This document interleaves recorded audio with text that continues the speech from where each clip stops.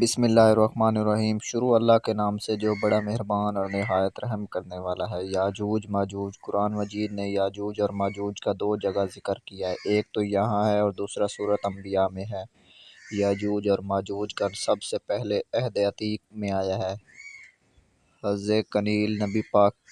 کی کتاب میں، جنہیں بخت نصر اپنی آخری جملہ بیت المقدس میں گرفتار کر کے بابل لے گیا تھا اور جو سائرس کے ظہور تک زندہ رہے، یہ پیشن گوئی ملتی ہے اور خداوند کا کلام مجھ تک پہنچا۔ اس نے کہا، اے آدم زاد، تو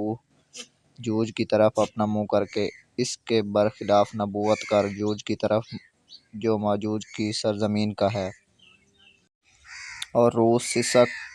اور تبال کا سردار ہے۔ خداوند یہوہ یوں کہتا ہے کہ میں تیرا مخالف ہوں، میں تجھے پھرا دوں گا، تیرے جبڑوں میں ہنسیاں مار دوں گا، تیرے سارے لشکر اور گھوڑوں اور سواروں کو جو جنگی پوشاک پہنے، جو پیریاں اور سپر لیے ہوئے ہیں اور سب شمشیر بکف ہیں، کھینچ نکالوں گا، اور میں اس کے ساتھ فارس کوش اور فوت کو بھی کھینچ نکالوں گا، جو سپر لیے ہوئے اور خود پہنے ہوئے ہوں گے، نیز جو مر اور شمال بعید کے اطراف کے باشندان تجربہ اور ان کا سارا لشکر۔ اس کے بعد تفصیلات چلی گئیں اور چار باتیں خصوصیت کے ساتھ کی گئیں۔ ایک یہ کہ جوج شمال کی طرف سے آئے گا تاکہ لوٹ مار کرے، دوسری یہ کہ ماجوج پر اور ان پرجو جزیروں میں سکونت رکھتے ہیں تباہی آئے گی، تیسری یہ کہ جو لوگ اسرائیل کے شہروں میں بسنے والے ہیں وہ بھی یاجوج ماجوج کے مقابلے میں حصہ لیں گے اور ان کے بے شمار ہتھیار ان کے ہاتھ آئیں گے، چوتھی یہ کہ ماجوج کی تباہی کا گورستان مسافروں کی وادی میں بنے گا جو سمندر کے یورپ میں ہے، ان کی لاشیں عرصہ تک وہاں پڑی رہیں گی، لوگ انہیں گاڑے رہیں گے تاکہ وہ رہ گزر صاف ہو جائے۔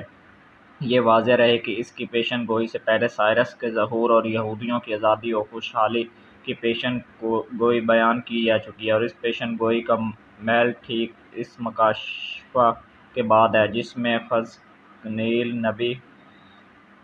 نے نبی اسرائیل کی سوکھی ہڈیوں کو زندہ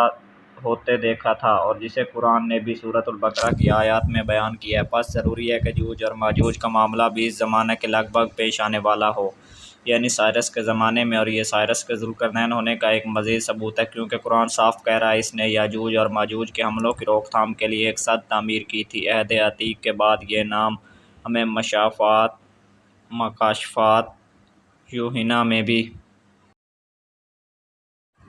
جب 1000 برس پورے ہو چکیں گے تو شیطان قید سے چھوڑ دیا جائے گا اور ان قوموں کو جو زمین کے چاروں طرف ہوں گی، یعنی یاجوج اور ماجوج کو گمراہ کرنے اور لڑانے کے لیے جمع کرنے نکلے گا، ان کا شمار سمندر کی ریت کے برابر ہوگا، وہ تمام زمین کو وسعتوں پر چڑھ